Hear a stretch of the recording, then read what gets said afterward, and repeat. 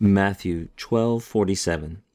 Epen de tis auto, idou, he metersu kai hoi adelphoisu, exo hestekasen, zetuntes soi lalesai. First thing we notice here in this Nestle Aland version of the Greek New Testament is that this verse is put in brackets.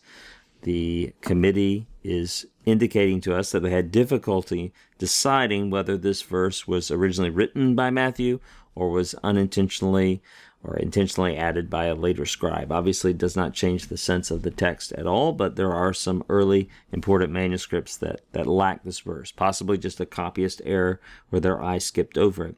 But let's do our translation.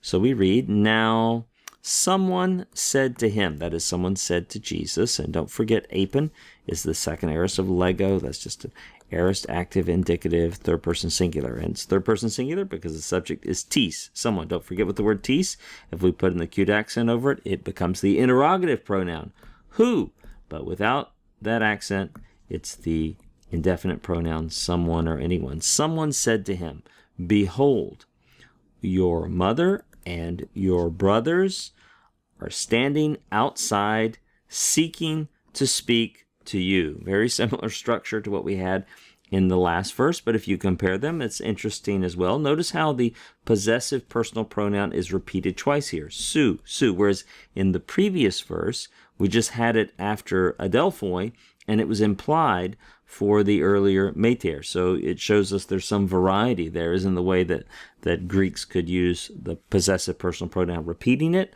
or putting at the end of a compound subject or entity to apply to all of the entities. So let's also look at this hestekasen. Hopefully you remember that whenever you see a sta or a stay, it comes from histemi. No surprise that this is from histemi.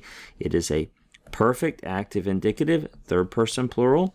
As we noted, the stative idea of standing fits very well with the perfect, but in English, I should have said this maybe a little differently yesterday, but in English, it probably is best rendered as a present tense, the perfect of histemi.